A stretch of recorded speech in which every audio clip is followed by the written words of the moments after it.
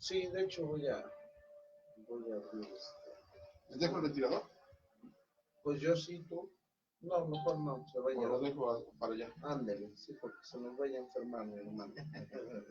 Entonces, ¿ya está grabando aquí? Pues ya nos oyeron que estamos aquí. Ah, pero, este, La secuencia lógica después sería, ¿qué escritura?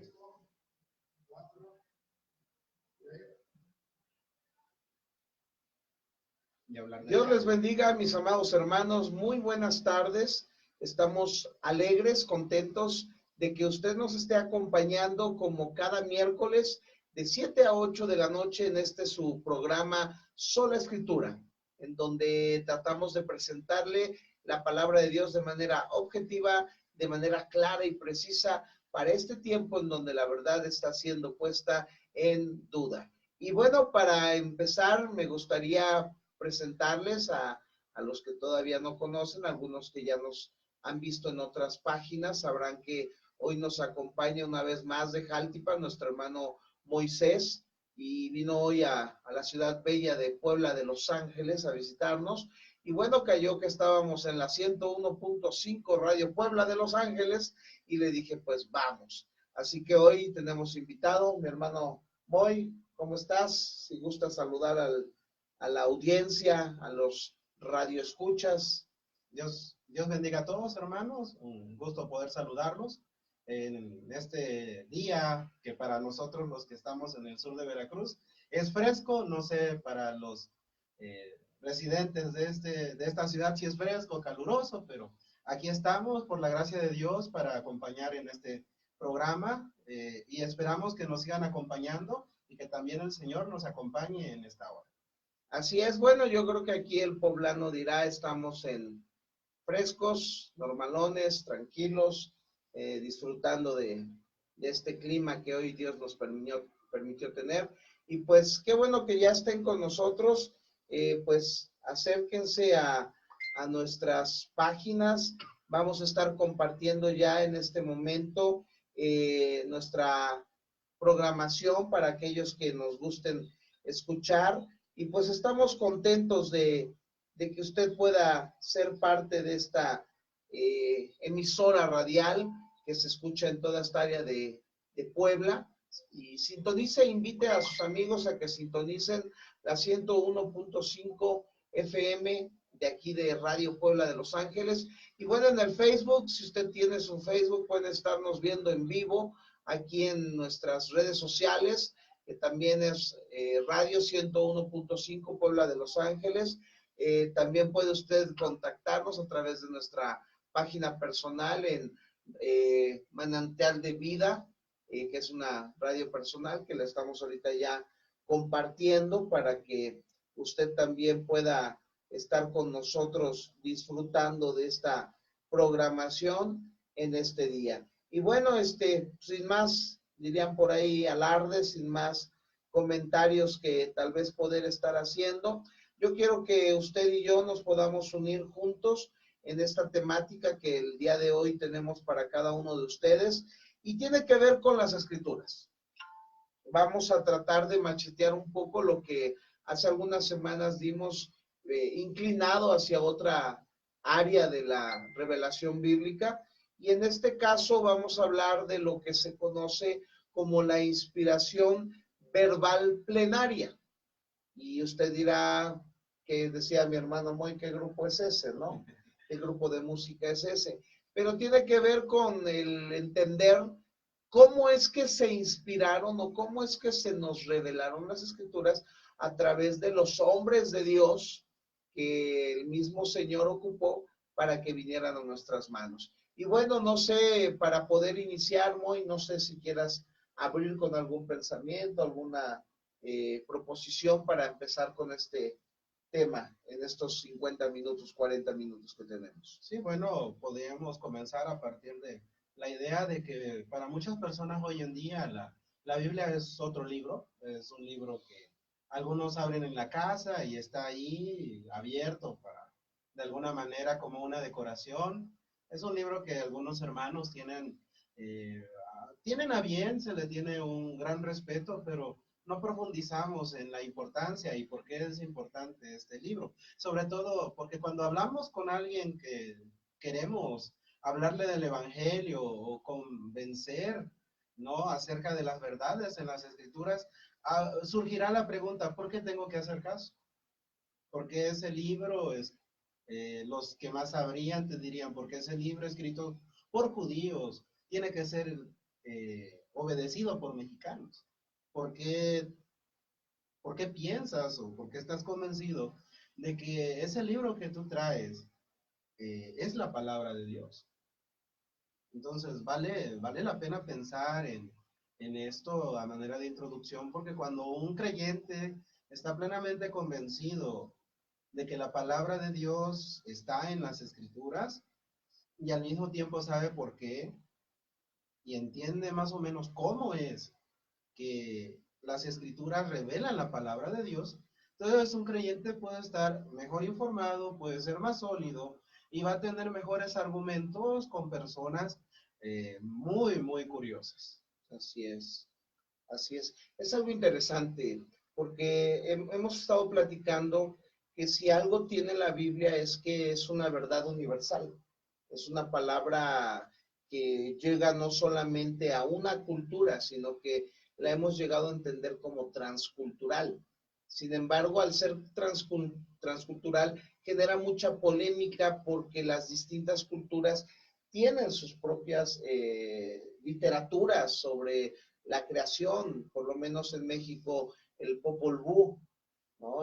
Hablamos de los hindús, los Vedas, los musulmanes, el Corán, y podemos observar diferentes revelaciones que para ciertas culturas son sus verdades, ¿no? Y entonces aquí es donde también se ataca a la escritura por entender, por ejemplo, a un Nostradamus que recibió una revelación, se infiere que de Dios, y vemos que él entró en un éxtasis, y empezamos a ver que entonces también es una revelación al nivel de las escrituras, porque hay gente que pone a Nostradamus como si fuera un profeta de Dios. Exactamente. Entonces, ahí, ¿qué podemos ver? Sí, tenemos que aceptar que, bien, la escritura, la Santa Biblia que tenemos en nuestros hogares, es un escrito que ha sobrevivido el paso de los tiempos, el paso de los años, y que en sí misma contiene la palabra de Dios en una forma que se denomina plenaria, es decir, una inspiración plenaria de las Escrituras. Quiere decir que cuando la palabra de Dios ha sido escrita, los autores estaban en sus cinco sentidos, no estaban en un éxtasis, no estaban drogados para nada, eran personas que estaban ejerciendo sus labores, estaban ejerciendo sus funciones de parte de Dios. Así es. No recibieron solamente un dictado, no se pusieron a hacer inventos, sino que entendemos que Dios transmite su palabra a través de personas que estaban cabales, de personas sabias de todo tipo, desde pastores, de gente humilde, hasta estadistas y gente de Estado, hasta escribas, hasta médicos, como es el caso de Lucas. Estos hombres fueron instrumentos de Dios para que Dios transmitiera los pensamientos en las Escrituras. Así es, y esto es muy interesante porque ahorita voy a mencionar por lo menos algunas creencias que se han mostrado en cuestión de la revelación de cómo se escribió, y hay diferentes pensamientos, y si usted quiere añadir o quiere preguntar algo, se me estaba pasando decirlo, si usted lo quiere hacer, recuerde Radio Escucha, amigo, en las redes sociales, tenemos abierto nuestro WhatsApp para el público que quiera preguntar sobre los temas, 2212-060301, 2212-060301, por si quieres hacer una pregunta ahorita que estamos tocando estos temas, con toda confianza, si no ahí mismo en la página de las redes sociales puedes hacer tu pregunta, y tal vez más tarde, ya que hayamos llegado tal vez a casa, con toda tranquilidad podamos responder alguna de tus dudas. Y de esta manera seguir explicando que las personas le han dado a la revelación de las escrituras diferentes formas de ver. ¿No? Hablabas una del dictado. Ahí aquí tenemos por lo menos sencillas 5, de las cuales una es la correcta o de la cual nosotros hemos abrazado esa fe, esa creencia de así se inspiraron. Una de ellas es la intuición natural, una es la iluminación, otra es la orientación dinámica y otro es el dictado divino. Y quiero simplemente, si muy me ayudan unos, voy a explicar de alguna manera sencilla el primero, que es la intuición natural. Y dice que todos o algunos han nacido para entender lo divino. Sin embargo, en esta parte de esta forma de revelación o de inspiración en las escrituras, muestra que los hombres, de alguna manera en su naturaleza, están preparados para entender lo divino. Y de alguna manera es una realidad, pero que no nos trae certeza de las creencias absolutas que el Evangelio nos da. Porque yo puedo ver que Gandhi fue un hombre que entendía de alguna manera que existía lo divino. Mahoma entendía de alguna manera lo divino. Y si empezamos a observar hombres, aún quisiera hablar aún de Napoleón Bonaparte, entendía de alguna manera lo divino, tanto así que a Jesucristo lo veía como un tipazo. Entonces sí, entendemos lo divino, pero el hecho de entender lo divino no nos capacita para poder colocar verdades absolutas que vayan a regir el pensamiento o el orden humano. Porque si nosotros pensáramos de esa manera, caeríamos en lo que hoy se ha caído. Que hemos tomado un hombre y lo hemos colocado como un becerro de oro o como un ídolo, que a través de sus palabras, lo que él dice, por pensar que él entiende lo divino, colocamos sus palabras como si fueran palabra de Dios. No quisiera ofender o atacar, por ejemplo, al credo católico, pero la palabra del sumo pontífice, del Papa, ex cátedra, es ex cátedra, lo que él dice es una determinación plena de lo que Dios está hablando a través de él. Sin embargo, la misma historia nos muestra cómo de un papa a otro papa saltaban en ideas doctrinales abismales, tanto así que por lo menos el papa que salió pasado, que ahorita se me fue su nombre, Benedicto, de alguna manera canceló lo que era el limbo, ¿sí? Canceló el limbo, los niños ya no se van al limbo, ¿sí? Y ahorita observamos a Francisco Javier y él está proponiendo otras ideas. Él ya propone que la Biblia no es palabra de Dios absoluta y que la obra de Jesucristo fue el fracaso de Dios. O sea, imagínense en los labios de un hombre que se supone que entiende lo divino, decir que Jesucristo en la cruz es el fracaso de Dios. Entonces, es tremendo. Así que la intuición natural no nos garantiza nada. Sí, no nos garantiza nada, así como tampoco la iluminación especial. Es decir, que haya personas que se sientan iluminados, alumbrados especialmente por Dios, ¿no? Y que ellos pueden entender mejor lo divino. Y tenemos muchos casos modernos, bastantes casos modernos. Está el asunto de Cristo Lisbeth, no sé si está en Miami o en Puerto Rico, es una mujer que asegura ser Cristo. Su esposo era Cristo y después el Espíritu de Cristo pasa a ella y ella es naturalmente la persona que lo que ella diga es lo mismo que Dios dice. Y ese es quizás el ejemplo, uno de los ejemplos más extremos, que a lo largo de la historia de la iglesia han aparecido personas así. En los primeros siglos de la iglesia aparece una persona llamado Montano. Montano decir ser poseído por el Espíritu Santo, que él era el Espíritu Santo. Entonces inició un movimiento dentro del cristianismo diciendo que él iba a recuperar el cristianismo puesto que se había vuelto muy ritualista. Estoy hablando de los primeros 200 años de la iglesia y ya había ese tipo de cosas que ocurren. Y es curioso porque la historia de Montano se repite hoy en día con personas que se sienten más espirituales y que piensan que las autoridades que están en sus iglesias no saben nada o que ellos son más espirituales y arman su propio movimiento, pero se atribuyen a ellos poderes espirituales más grandes que sus maestros. Y en el caso de Montano, él hacía llamarse el Espíritu Santo en persona, acompañado de dos profetisas que eran la voz de parte de él. Y entonces hubo muchos hermanos que siguieron su corriente, que más tarde desaparecen.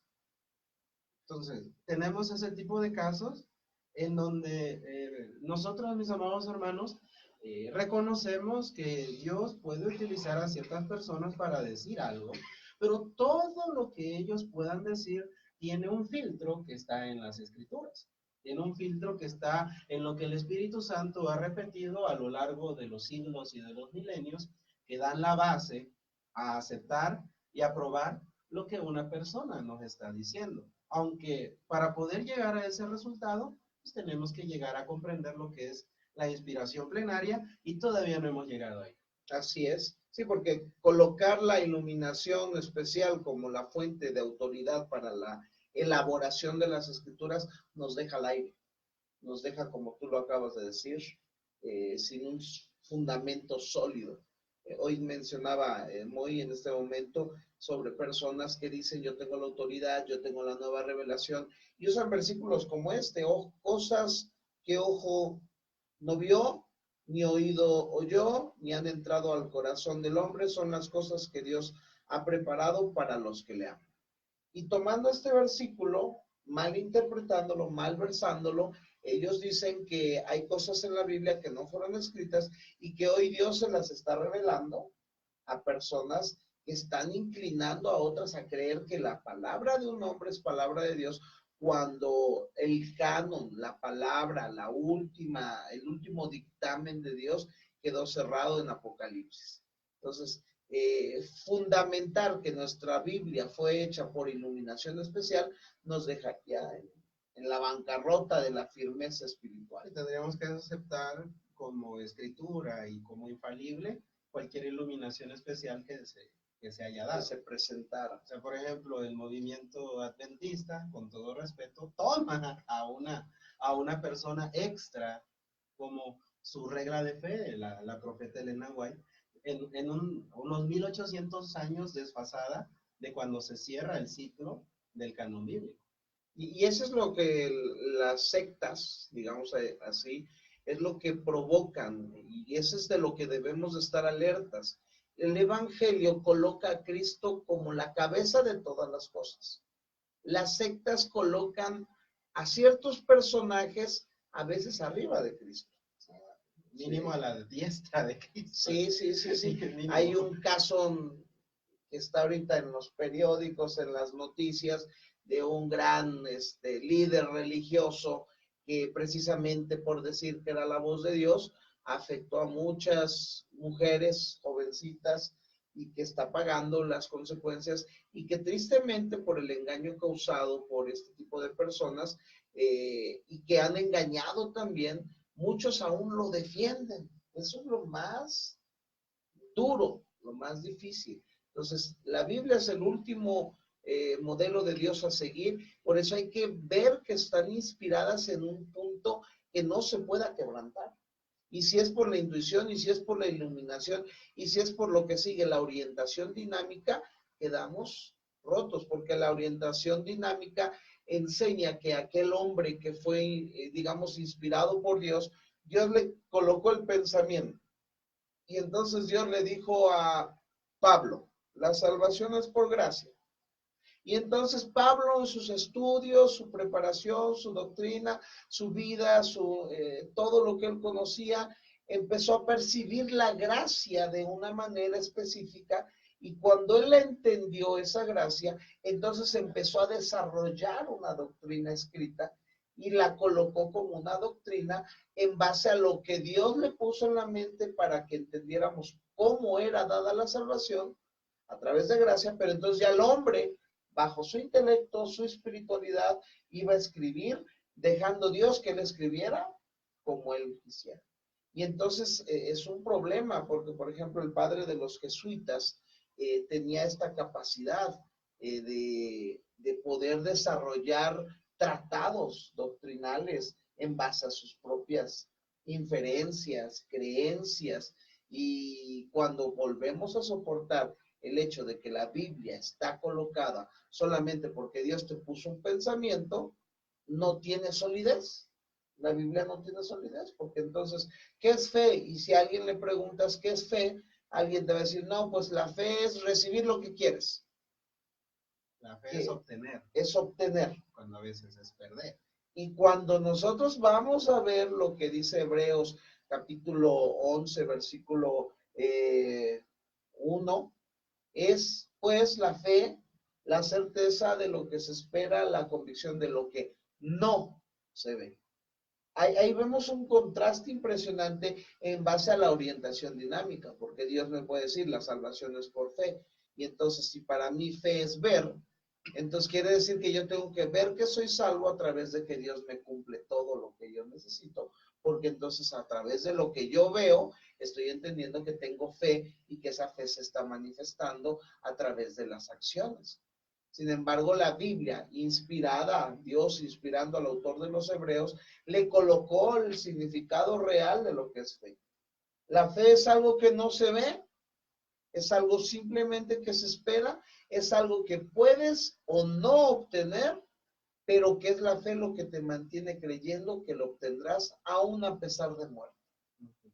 Y eso es lo que hemos perdido de vista hoy como fe, porque hoy todos decimos, es que tengo mucha fe de que me voy a sanar. Ok, eso no es fe, eso es esperanza de que Dios te puede sanar. Pero la fe es que aunque no te sane, tú vas a seguir adorándolo. Que aunque te duela, tú vas a seguir exaltándolo. Y esa fe realmente no nos gusta escuchar. Entonces, vuelvo otra vez a la inspiración. Si yo coloco a la orientación dinámica como el modelo que va a cimentar realmente lo que es la verdad bíblica, esto no puede soportarse. No, porque estamos sujetos a las opiniones o a los puntos de vista de otros hombres. Y la Biblia dejaría de ser universal, porque estaría sujeto a las culturas y a las opiniones de aquellos tiempos y de aquellas culturas que ya no existen. Por tanto, creo que toda aquella persona que ha sido seria en leer la escritura, haciendo a un lado a personas que buscan cualquier detalle en la escritura para denigrar a la misma escritura, ¿no? Pero hay personas que seriamente quieren dar un punto de vista objetivo de la escritura, reconocen el carácter universal, el carácter atemporal que tiene la escritura, que no está total, por decir así, no es algo medieval, no es algo de la edad de bronce, no es algo solamente del primer siglo de nuestra era, es algo que trasciende el tiempo y el espacio. Por último, en cuanto a estos postulados sobre las teorías respecto a la inspiración divina, hay una teoría que te habla acerca del dictado divino. El dictado divino consiste en que Dios dice, por ejemplo, a ver, Jonás, ven para acá, escribe. Y Jonás escribe la historia de Jonás. Es la idea. Yo sé que algunos, en el caso de algunos, sí, Dios le dijo escribe. En su momento. Jeremías, por ejemplo. Moisés en las tablas. Pero no son casos abundantes. Por el contrario, muchas partes de las escrituras tienen, por ejemplo, los salmos son cantos, que se sabe que algunos de esos cantos fueron, por ejemplo, Moisés los aprendió en el Sinaí, y con el recuerdo de esos cantos, porque él escuchó el canto de los ángeles, él hizo los cantos para el pueblo de Israel. Otros, dice la escritura que fueron compuestos por David. Y esta composición de David utilizó las facultades y las habilidades que tenía David, aparte de que era un hombre lleno de Dios. Otro punto es los relatos históricos, donde fueron cronistas, fueron escribas que ahora sí relataron lo que sucedió a lo largo de los tiempos de los reyes, los tiempos de los profetas, y que, vaya, debido a su trabajo, tenían que hacer un trabajo objetivo, tenían que relatar los hechos tal como sucedieron, ¿no? Ellos no tuvieron la pena de decir que uno de los descendientes de David, algunos de los descendientes de David, fueron hombres malos, fueron hombres que no agradaron a los ojos de Dios. Y por otro lado te dice que fulano, los reyes tales, fueron rectos delante de Dios. Entonces vemos que la escritura no es, agregando, no es parcial, no es algo que, digamos, escribe algo solamente a conveniencia, sino que incluso la Biblia es tan palabra de Dios que a la mente de algunos pareciera que la Biblia se arriesga con ciertos escritos. La Biblia es arriesgada, la Biblia tiene partes, fragmentos que sí son difíciles de entender, son difíciles de comprender, pero a eso llegamos ahora, a la inspiración plenaria. Y es que algo interesante es que vemos que las escrituras no garantizan la bondad del hombre. Cualquiera pudiera decir, si el hombre la escribió, regularmente como hombres queremos prohibir, inhibir las partes que muestran la maldad. Y como tú dices, la Biblia se arriesga y uno de los principios bíblicos más interesantes es mostrarle al lector que el que ha tenido la culpa y sigue teniendo la culpa de la caída y de lo mal que estamos, hemos sido nosotros. ¿Sí? Cuando tú piensas en un dictado divino, entonces caes a la posición de Nostradamus, porque se infiere que Nostradamus entraba en un éxtasis y que algo lo poseía y que ese algo lo llevaba a escribir lo que ese que había poseído a Nostradamus quería mostrar, y él iba escribiendo simplemente sin saber siquiera lo que estaba escribiendo. Y nosotros en la Biblia ninguno de los autores entra en esa posición. Platicábamos hace rato, aun cuando Pedro entra en un éxtasis que recibe una revelación de Dios y bajan los lienzos con cuadrúpedos y dice come y mata, más bien mata y come.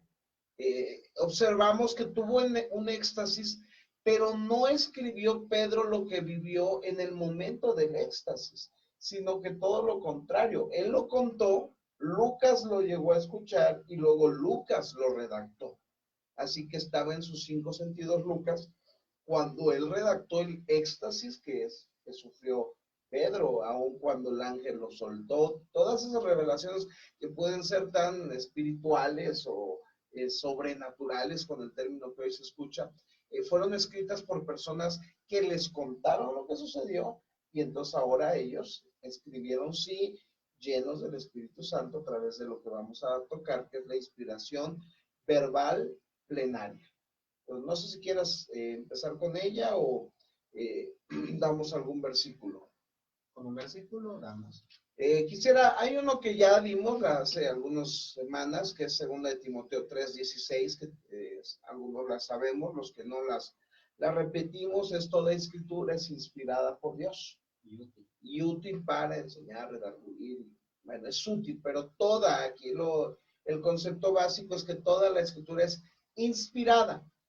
La palabra inspirada del griego neustos, que quiere decir soplada por Dios, ¿sí? Dirigida por Dios.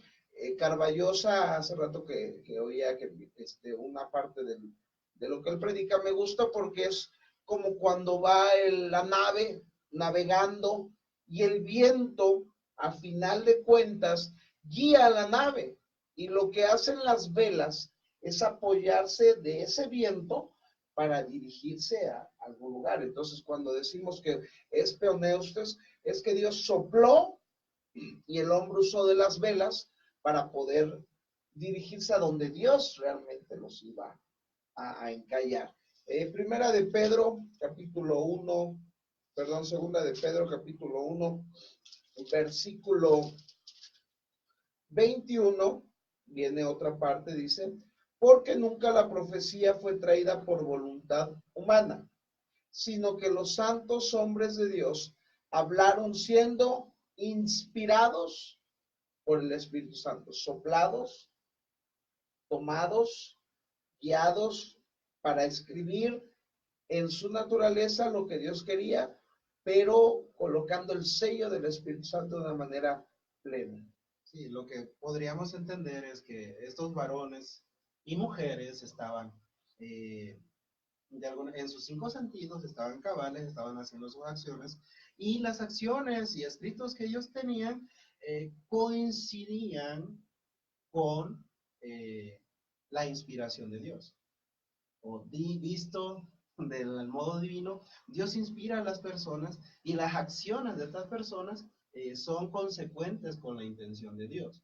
Por ejemplo, Dios desea, el Espíritu Santo, el Dios Espíritu Santo, desea mandar una advertencia a la iglesia sobre los falsos profetas.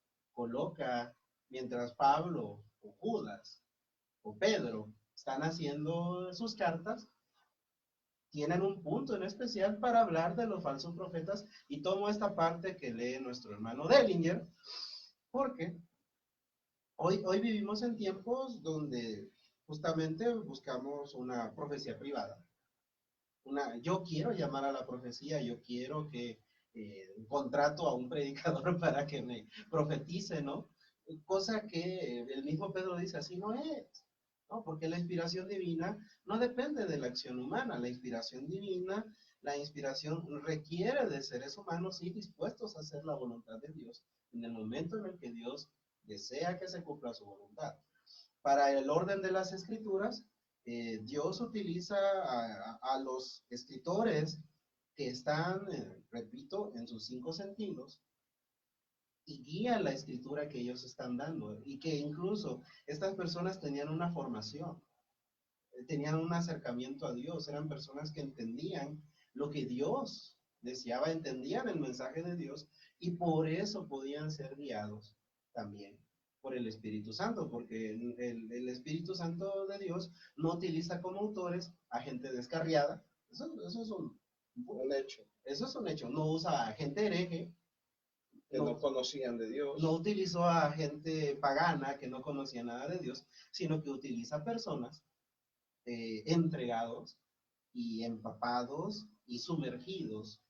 Ahora sí, en una palabra muy poco conocida a veces, en la teología. Así es.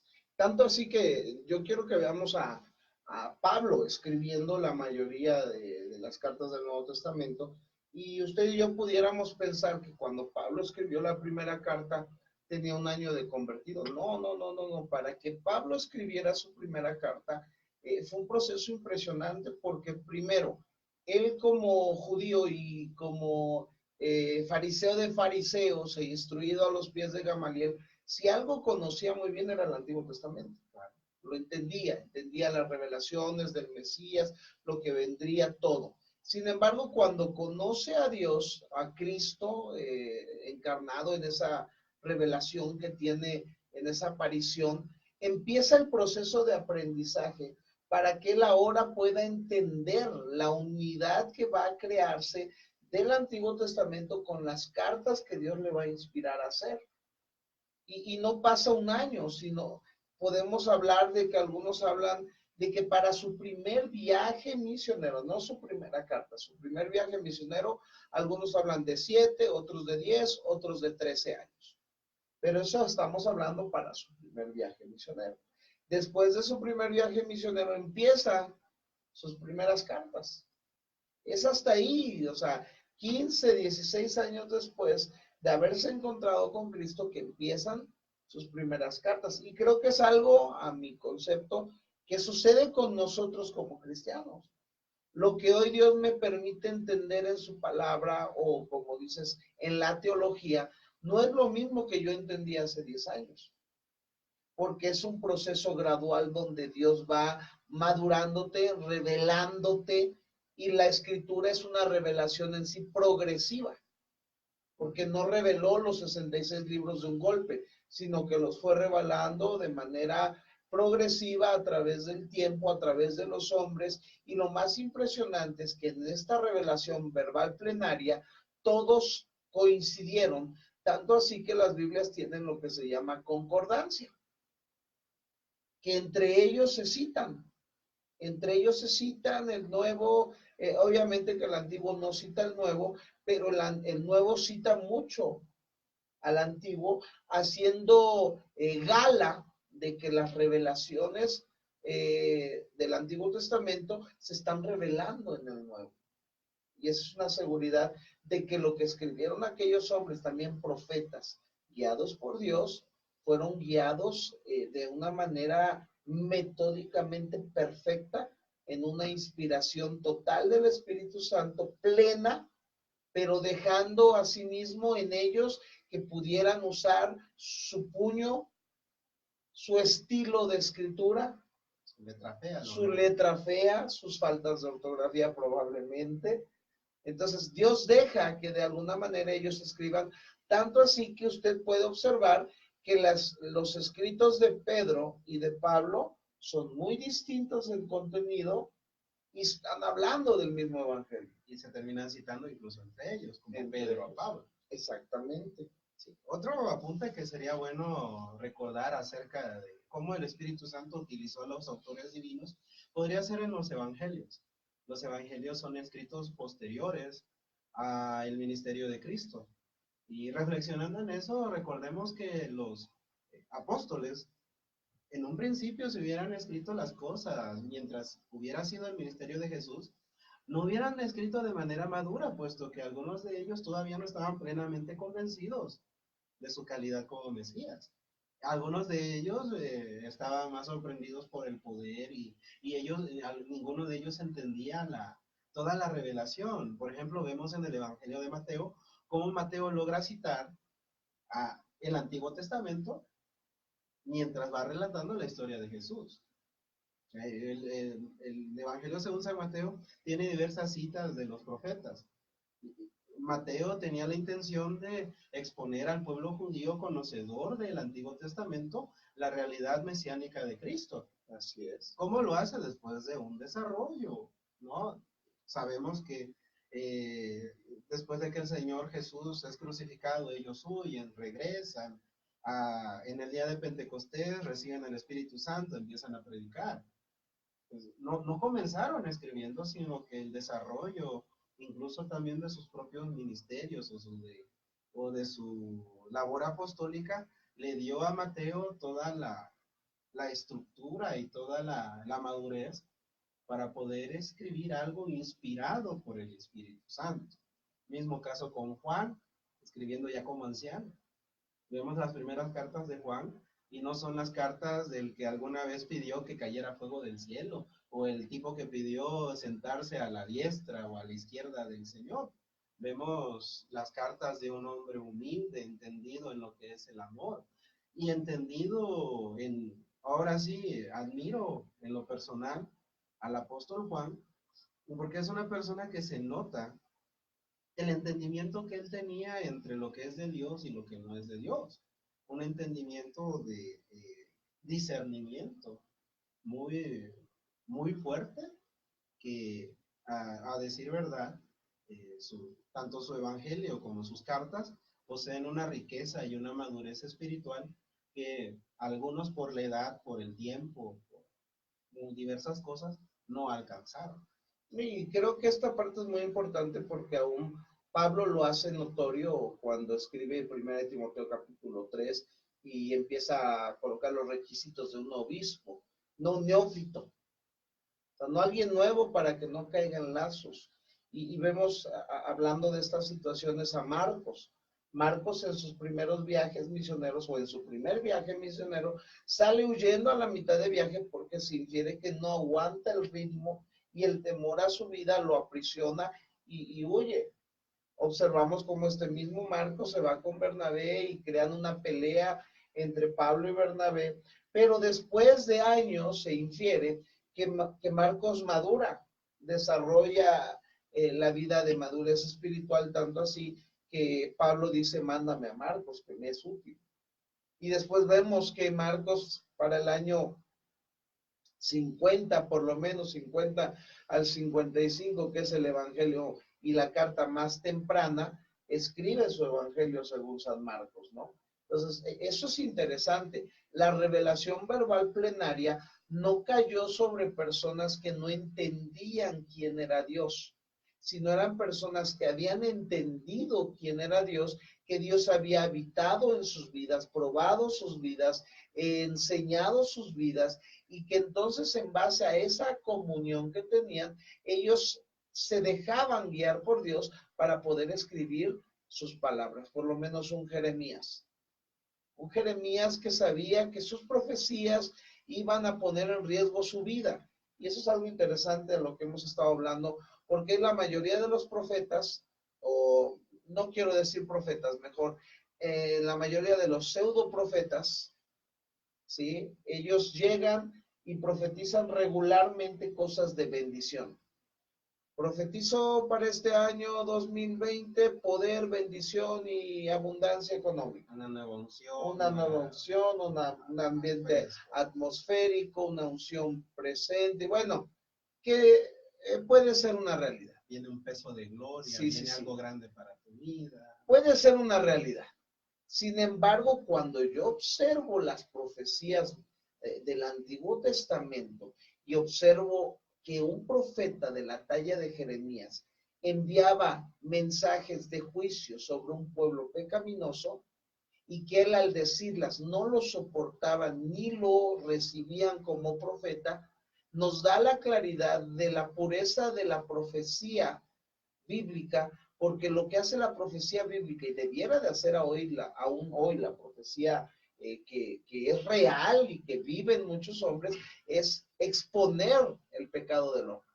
Porque no podemos decir que la iglesia de hoy pueda vivir en una santidad. Hoy la iglesia lo que necesita es profetas que vengan a reprender las actitudes, los modos, las formas en que estamos yendo en contra de la verdadera palabra de Dios. Y Jeremías cuando lo hizo, simplemente fue destruido, lacerado, lastimado, puesto en un pozo. Y vemos en medio de esto cómo se enfrentaba con un Ananías, que Ananías decía, no, vamos a ganar y no le hagan caso a este, ¿no? Y pareciera que hoy hay que tener mucho cuidado.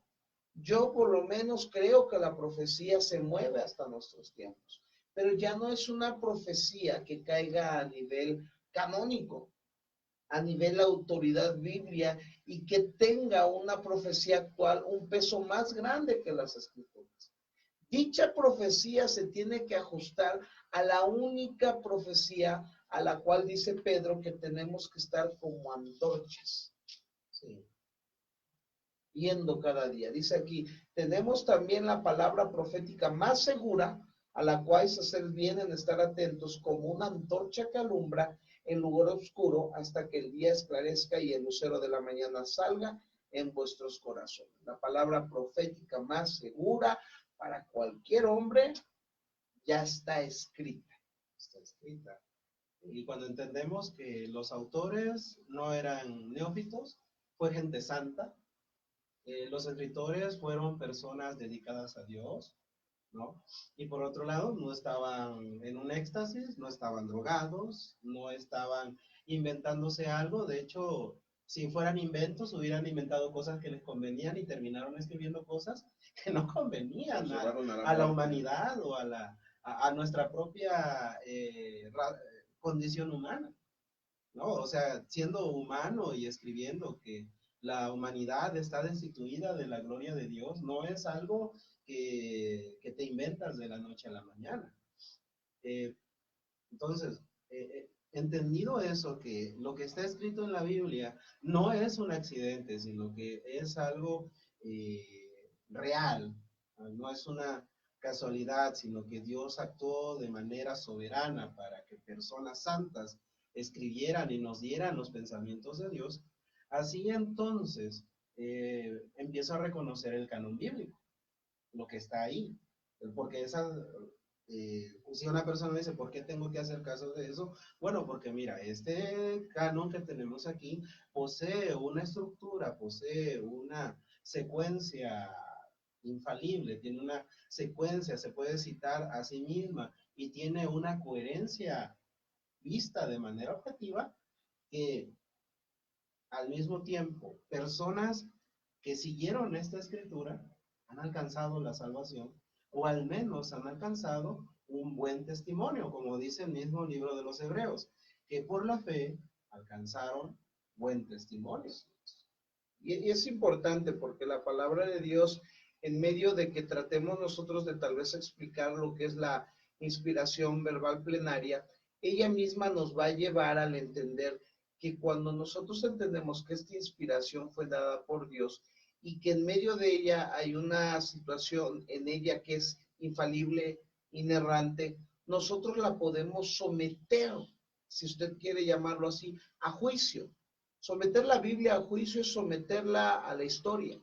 Someter la Biblia a juicio es someterla a sus autores. Someterla a juicio es someter su forma de escribir, sus géneros literarios. Todo eso puede estar sujeta a la Biblia a escrutinio, y creo que hombres paganos, hombres ateos, la han tratado de destruir en su composición completa a través de argumentar que estos hombres eran hombres y como hombres eran falibles por no entender la revelación verbal plenaria. Han tratado de decir que los hombres se equivocaron, y al final, cuando alguien se somete a hacer un análisis exhaustivo de las escrituras, lo más seguro que ha pasado en su mayoría es que la gente se convenza de que esta es la palabra y la autoridad y la verdad absoluta que no puede ser refutada. Una cosa es que alguien no acceda a creer, que ese es otro tema muy distinto, pero otra cosa es que la hayan logrado destruir. Hasta el día de hoy no la han logrado destruir, no han logrado destruir su unicidad. Muchos pensadores racionalistas en el siglo XIX pensaban que el cristianismo iba a colapsar por los avances científicos y los avances en la filosofía y en la historia, cosa que no sucedió. Lo que sí es cierto es que si la iglesia abandona la primacía de las escrituras, ahí sí podríamos colapsar. Y es algo que la iglesia tiene que ir comprendiendo, el respeto y la autoridad que tienen las escrituras es algo que no se puede quitar en ningún momento, y que hay movimientos o hay grupos que están haciendo un lado a la escritura. Escuchaba alguna vez a uno de los exponentes del movimiento actual de los apóstoles, uno de los más fuertes, que decía que, bueno, ellos sí tienen la Biblia, ¿no? Pero ellos consideran la Biblia como algo que Dios ya dijo, y que lo que importa ahora es lo que Dios está diciendo a través de los profetas que ellos representan, ¿no? O sea, tampoco te están diciendo un profeta ya de otro, no, son los profetas de los míos, ¿no? Los que se unen conmigo son los que traen. No nosotros. No otros, ¿no? O sea, Dios no está utilizando a otros en otras partes, ¿no? Cosa que ahí te das cuenta la gran importancia de la escritura, porque la escritura es algo que ha sostenido a grandes hombres de Dios a lo largo de los siglos, a lo largo de los milenios. Podríamos mencionar simplemente la labor de Martín Lutero, cuando fue al sínodo de Dort. A él le dijeron, oye, tienes que retractarte de tus escritos aquí. Él, después de un día de prórroga y ponerse en las manos de Dios, diciendo, si es cierto, ¿para qué predico que la salvación es por fe? Podía estar tranquilo ahí en mi casa predicando las indulgencias y la salvación por obras al estilo romano. Pero él terminó diciéndole a las autoridades de Roma y a las autoridades del Imperio Romano Germánico, ¿saben qué?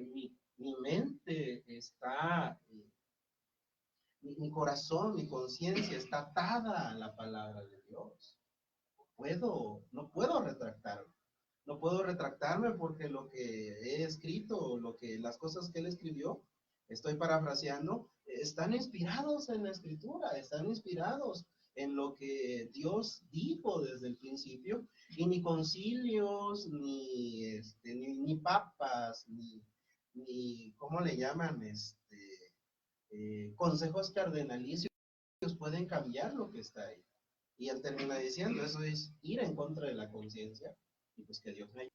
Sí, él nunca se aparta de la verdad de las escrituras, y es algo hermoso. Pero ¿de dónde surge? De la convicción de que ellas son palabra de Dios, autoridad de Dios, inspiradas por él, sopladas por él, utilizando hombres pecadores, pero guiados a él a través de la salvación. Algo que tenemos que entender es que esta revelación verbal plenaria surge del principio del nuevo nacimiento, del hecho de que alguien haya sido tomado o salvado por Dios, elegido para salvación.